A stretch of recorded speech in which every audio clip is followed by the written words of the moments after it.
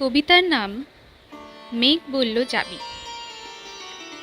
লেখক শুভ দাশগুপ্ত।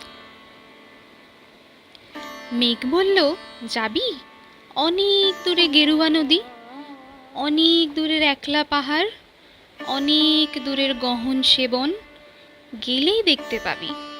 যাবি?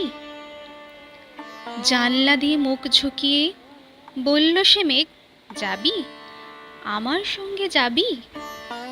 দিন ফুরিয়ে রাত ঘনাবে, রাত্রির গিয়ে সকাল হবে, নীল আকাশে উড়বে পাখি, গেলেই দেখতে পাবি।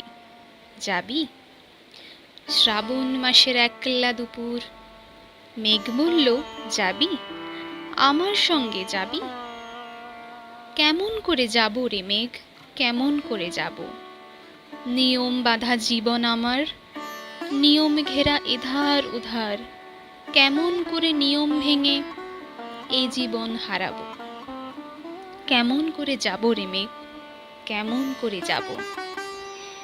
মেঘ বলল দূরের মাঠে বৃষ্টি হয়ে ঝরব, সবুজ পাতায় পাতায় ভালোবাসা হয়ে ঝরব, শান্ত নদীর বুকে আনব জলোচ্ছ্বাসের প্রেম, ইচ্ছে মতো বৃষ্টি হয়ে ভাঙব, ভেঙে পড়ব। এই মেয়ে তুই যাবি, আমার সঙ্গে যাবি?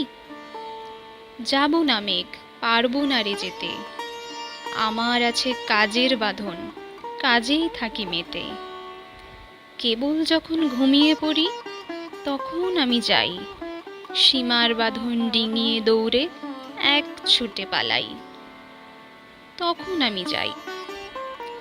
সব বনে আমার গেরুয়া নদী, সব বনে আমার সুনীল আকাশ, সব বনে আমার দূরের পাহাড়, সব কিছুকে পাই।